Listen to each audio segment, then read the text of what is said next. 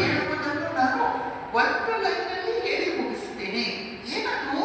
ಬ್ರಹ್ಮ ಸತ್ಯಂ ಜಗನ್ ಮಿಥ್ಯಂ ಜೀವೋ ಬ್ರಹ್ಮೈವ ನ ಪರಃ. ಏನು ನಾವು ಏನೇನು ನೋಡ್ತೇವೋ, ಹೇಳ್ತೇವೋ, ಅನುಭವಿಸ್ತೇವೋ, ಯಾವುದನ್ನು ನಾವು ತುಂಬಾ ಸೀರಿಯಸ್ ಇಟ್ಕೊಂಡಿದ್ದೇವೆ, ಅದು ಕೇವಲ ಸುಳ್ಳು, ಅದು ಕೇವಲ ಕನಸು, ಅದು ಮಾಯೆ, ಅದು ಮಿಥ್ಯೆ. ಮತ್ತು ಯಾವುದನ್ನು ನಾವು ನೋಡಿಲ್ವೋ, ಕೇಳಿಲ್ವೋ, ಸ್ಪರ್ಶಿಸಲಿಲ್ವೋ ಅಂಥ ಒಂದು ವಸ್ತು ಅದು ಸತ್ಯ. ಬ್ರಹ್ಮ ಸತ್ಯಂ ಜಗನ್ ಮಿಥ್ಯಂ ಜೀವೋ ಬ್ರಹ್ಮೈವ ನ ಪರಃ. ನಾವೆಲ್ಲರೂ ನಮ್ಮನ್ನು ನಾವು ಜೀವ ಅಂದ್ಕೊಂಡಿದ್ದೇವೆ, ಆದರೆ ನಾವು ಜೀವ ಅಲ್ಲ, ನಾವು ಬ್ರಹ್ಮ.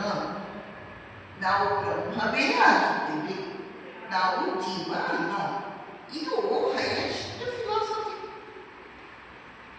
ಇದನ್ನು ಯಾರು ಕಟ್ಕೊಳ್ತಾರೆ? ಋಷಿಗಳು ಹೇಳ್ತಾರೆ, ಶಂಕರಾಚಾರ್ಯರು ಹೇಳ್ತಾರೆ, ಯಾರು ಬೇಕಿದ್ರೂ ಕಟ್ಕೊಳ್ಬೋದು, ಪ್ರತಿಯೊಬ್ಬರೂ ಕಟ್ಕೊಳ್ಬೋದು. ಸ್ವಲ್ಪ ಆಲೋಚನೆ ಮಾಡಿದ್ರೆ ಸಾಕು, ನಮಗೆ ಗೊತ್ತಾಗುತ್ತೆ. ಒಬ್ಬ ವ್ಯಕ್ತಿಯನ್ನು ನಾವು ಕೇಳ್ತೀವಿ, ನೀನು ಯಾರು ಅಂತ. ಅವ್ರು ಹೇಳ್ತಾನೆ, ನಾನು ರಾಮ. ಅದು ನಿನ್ನ ಹೆಸರು, ನೀನು ಯಾರು? ನಾನು ಪುರುಷ. ಅದು ನಿನ್ನ ಲಿಂಗ, ನೀನು ಯಾರು? ನಾನು ಭಾರತೀಯ. ಅದು ನಿನ್ನ ದೇಶ ಆಯಿತು, ನೀನು ಯಾರು? ನಾನು ಉದ್ದ ಇದ್ದೇನೆ, ತೆಳ್ಳ ಇದ್ದೇನೆ, ನಾನು ಕಪ್ಪಗಿದ್ದೇನೆ, ಅದೆಲ್ಲ ನಿನ್ನ ಶರೀರ ಲಕ್ಷಣ ಆಯಿತು, ನೀನು ಯಾರು?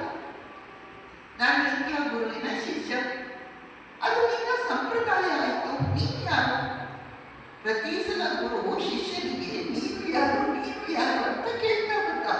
ಅವನು ಎಲ್ಲ ಏನೇನು ಗೊತ್ತಿದೆಯೋ ಎಲ್ಲ ಉತ್ತರ ಹೇಳಿದ. ಗುರು ಹೇಳಿದ ಇಲ್ಲ. ಆಗ ಅವನು ಹೇಳ್ತಾನೆ, ನಾನು ಯಾರು ಅಂತ ನನಗೆ ಗೊತ್ತಿಲ್ಲ.